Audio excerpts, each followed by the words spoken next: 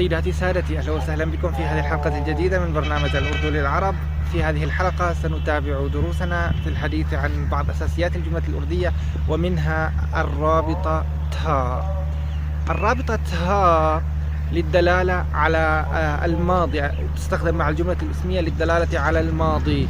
فإذا قلنا ها بمعنى يكون، نستخدمها مع الجملة الاسمية كأداة كفعل مساعد، فإننا نستخدم تا للدلالة على الكينونة في الزمن الماضي. يعني مثلا هناك 5 رجال، بانج لوج هي. هناك 5 رجال، بانج لوج هي، هذه النون غير المنقوطة لأنهم بالجمع.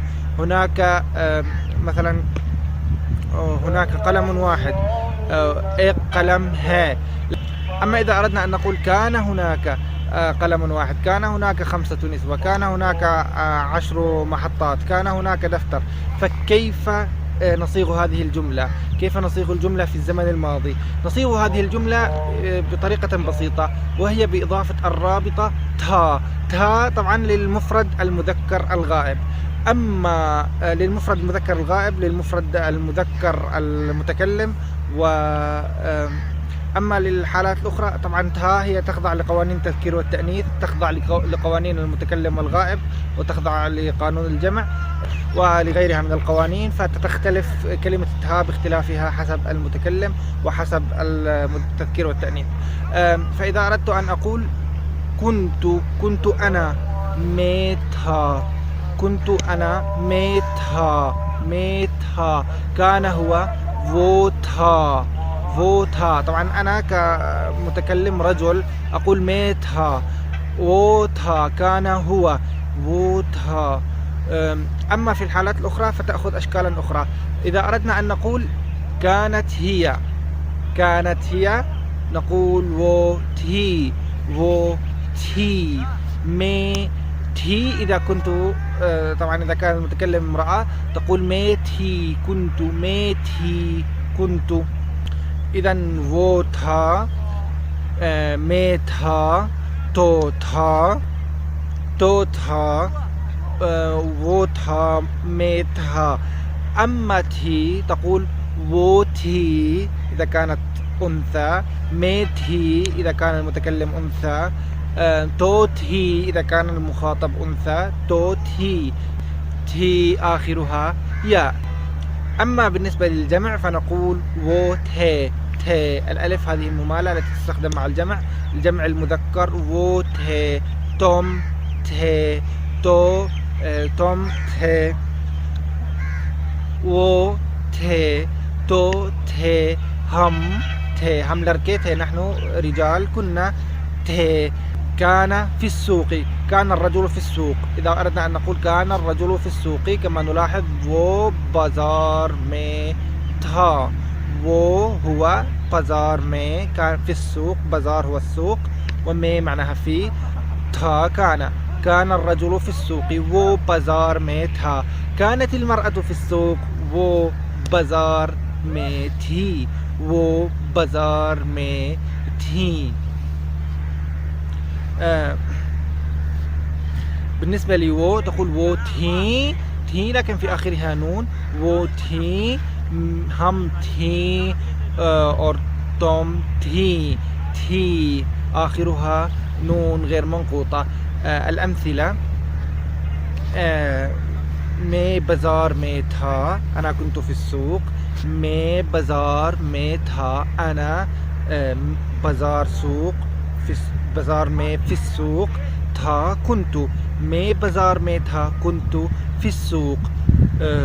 तुम बाजार में था, तुम बाजार में थे, तुम बाजार में थे. तुम बाजार में थे حتى للمفرد المخاطب نقول थे، तुम थे دائما. तुम बाजार में थे, मैं बाजार में था. وإذا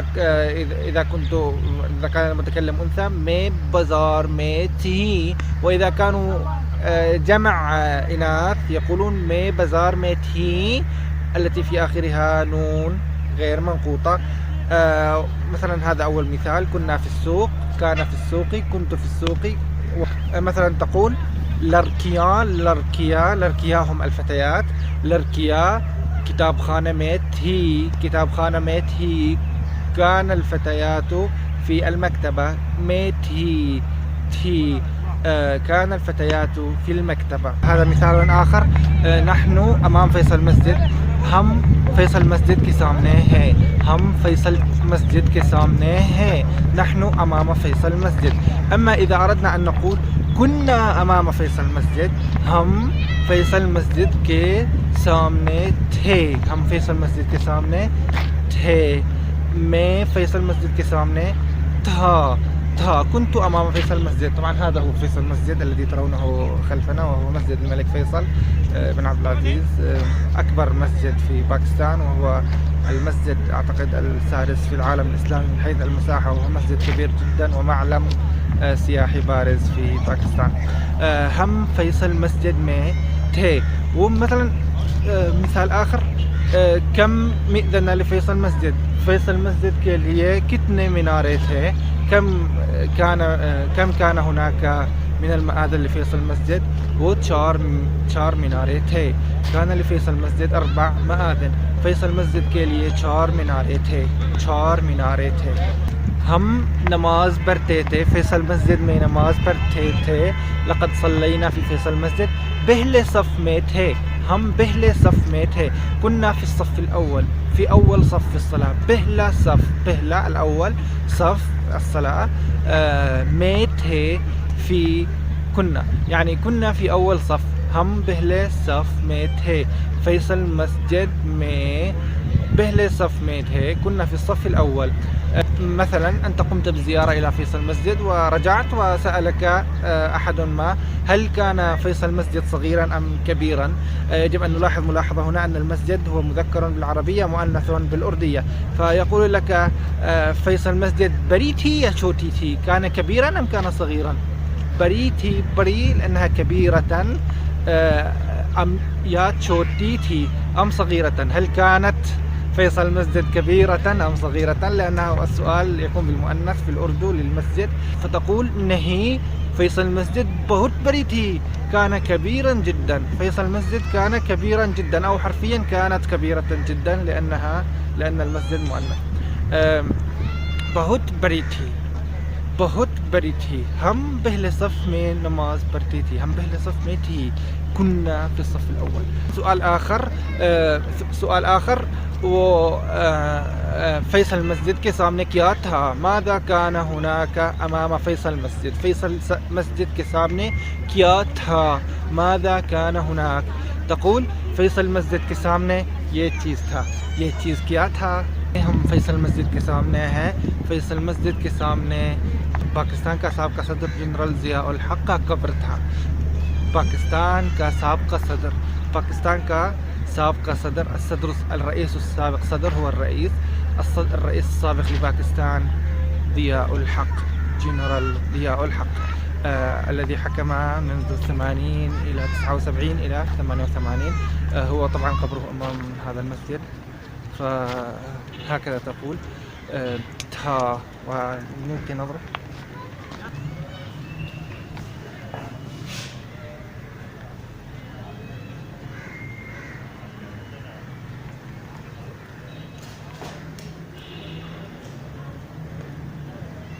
طيب يعني قد يسألك इंसान لماذا ذهبت إلى فيصل المسجد. لماذا ذهبت إلى ذلك المكان. उधर से क्यों गया है. तक़ूल मेरे पास थोड़ा सा छोटा काम था. मेरे पास थोड़ा सा छोटा काम था. كان لدي عمل صغير. थोड़ा सा छोटा, थोड़ा सा قليل,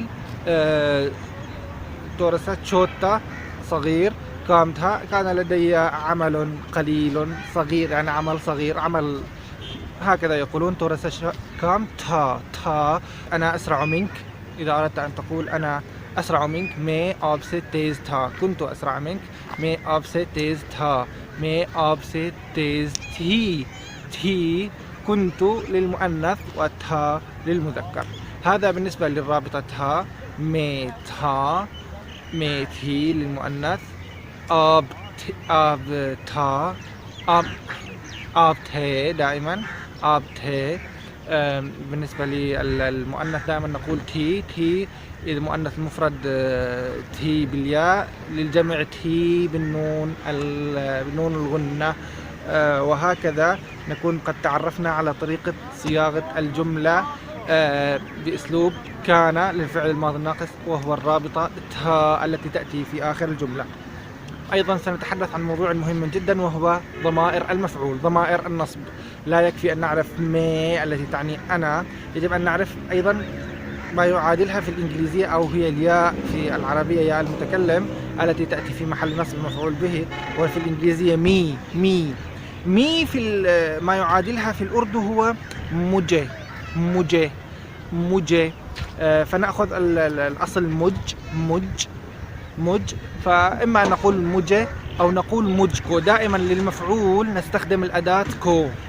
وإذا أردنا تحويل الضمير إلى ضمير مفعول أو ضمير نصب نستخدم اللاحقة كو. دائما كو هي أداة المفعول في اللغة الأردية. كو كما نستخدم الفتحة لنصب المفعول به، للدلالة على المفعول به، فإننا في الأردن نستخدم اللاحقة كو للدلالة على المفعول، ونستخدم اللاحقة ني للدلالة على الفاعل. ميني يعني أنا كفاعل. الآن أنت متأهب تسمع أن ما هي الآن هنا فاعل. ميني أبكو أنت، يعني هنا أنت بمعنى ضمير المفعول، ليس أنت هو ضمير النصب لك، يعني ماردية ضربتك.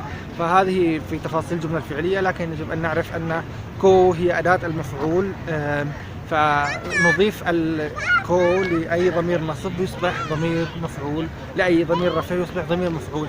فإذا أردنا أن نقول مي لا نقول ميكو، وإنما نحول مي إلى جيم، نقول مجكو آبكو تمكو ووكو لا نقولها. قلنا أن وو نستخدم هنا اسم الإشارة اس وإن. إنكو وإسكو له أو ضربه مثلا أسكو مارتيا، فضربه مثلا نقول أسكو مارديا. أسكو ديكا رآه، أسكو ديكا رآه، هذه الهاء. أسكو أنكو رآهم، أنكو ديكا رآهم. مجكو آبكو تمكو، وهكذا. أما بالنسبة لمي وتوم يمكن أن نقول مجي لا نقول مجكو، نقولها تخفيفا مجي، وهي الشائعة أكثر. يقولون مجي وتومي وهمي. هم بمعنى نحن، نقول همكو ونقول همي، نقول مجكو ونقول مجي، نقول مثلا همكو همي، مجكو مجي، يقولون أيضا تجكو آبكو همكو. وإذا أردنا أن مثلا نحولها إلى ضمير جر منه أو مني، فنأخذ مج ونضيف لها حرف الجر المناسب، مثلا مني مجسي آبسي تمسي، منك منه، وهكذا. نأخذ الضمير ونضيف له حرف الجر بكل بساطة. فمي لا نعمل عليها، وإنما إذا أردنا أن نضيف لها أي شيء لمي الفاعل نحولها إلى مج. فهذا هو درسنا لهذا اليوم، وهكذا نكون قد انتهينا من الحلقة 16 من دروس الأردن للعرب. وإلى درس آخر من أمام فيصل المسجد، نستودعكم الله الذي لا تضيع ودائعه، والسلام عليكم ورحمة الله وبركاته.